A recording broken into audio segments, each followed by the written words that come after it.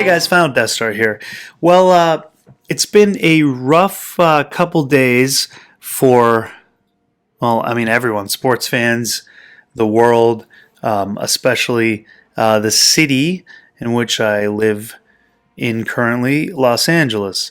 Obviously, with a massive, unbelievable loss of Kobe Bryant, it just leaves you kind of shocked and in awe of the fragility of life, and kind of reminiscent of some of the older memories you have of things. This video is not so much going to be like a talking tribute to Kobe. It's actually about an article that popped up, and as people reminisce and stories are written, you kind of are reminded of certain things, that you maybe forgot, and it kind of makes you a little happy, when you see something, you're like, oh, I forgot about that, and it links two things that you love together, and that's great. I grew up in a city that didn't have a basketball team, so when I was young,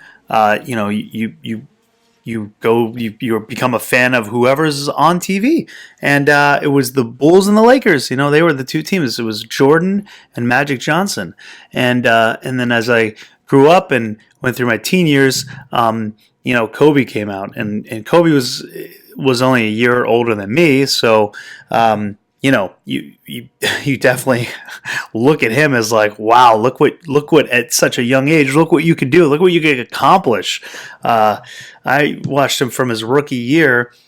I had a video game, I think it was NBA Live for Nintendo 64, I want to say. Might have been PlayStation 2. I think it was Nintendo 64. And I remember it being the first game that had a playable Kobe. I don't know if it was his rookie year or his second year. He was coming off the bench. Eddie Jones was the big star of the Lakers back then. This is probably 97, 98.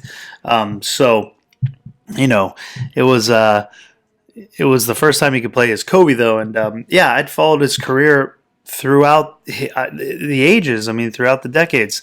In fact, when Nike, maybe 8 years ago, came out with a shoe you could design yourself, and I posted this on my Twitter and Instagram, so you might have seen this, but of course I had to go with I designed the Laker colors and design, and you could have it embroidered, so there's only two people I guess three. Kareem Abdul-Jabbar is also, but you got Lakers 32, obviously Magic Johnson, and then the number of numbers here, Lakers 24.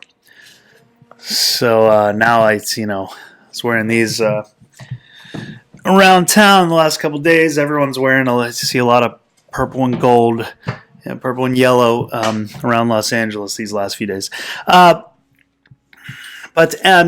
Anyway, so I found this article, and CBR.com, we have a interesting relationship, CBR.com and myself, because usually I'm not that big of a fan of their articles, but in this case, they really put something out that was that made me smile in this this kind of these tough days that we have here.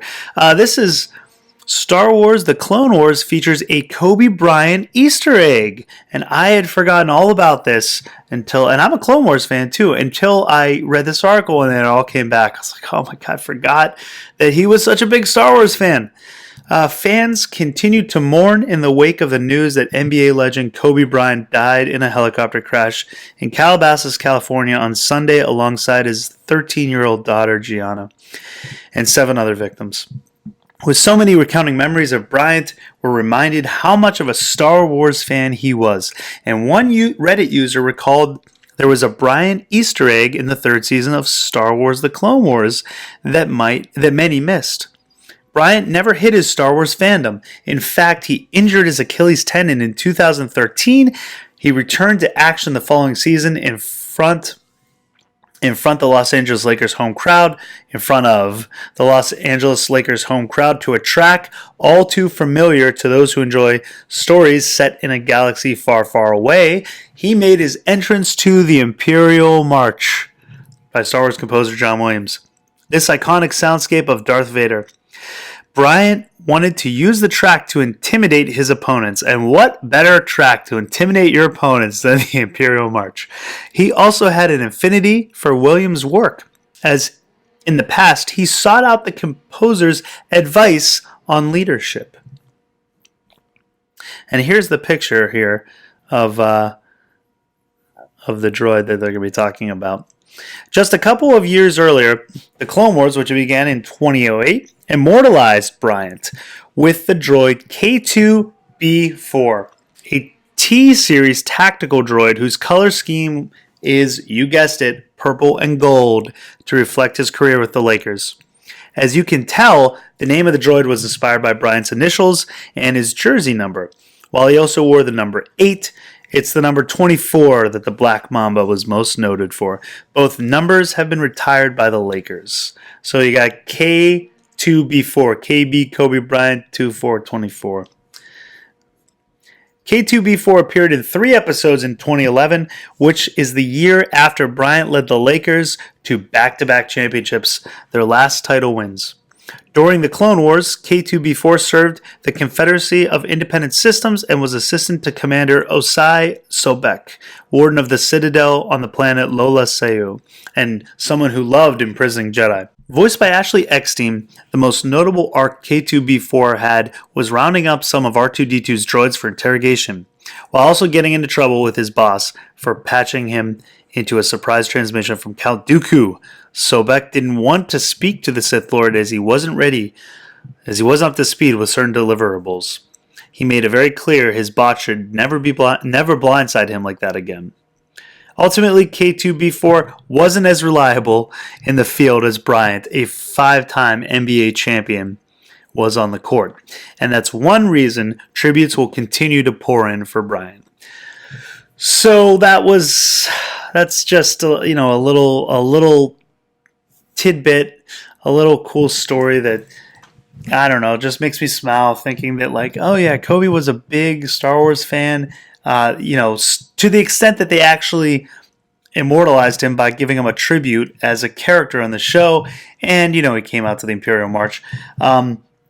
He was just an all-around, unbelievable athlete and person, and he'll be tremendously missed. So that was it. I just thought I'd share that as a little bit of a maybe help you smile. And if you're a Star Wars fan and a Kobe or Lakers fan, or just feeling the loss, that this brings a little smile to your face. So hope it did. If you enjoyed it, give the video a thumbs up and share it. Share this around so other people might get to see, might give him a smile, other Star Wars fans and Kobe fans, that the kind of person he was and, how loved he was. I mean, even in Star Wars, totally unrelated to basketball, the NBA, or the Lakers, but yet there's connections all over. Things tend to connect in ways you don't expect sometimes.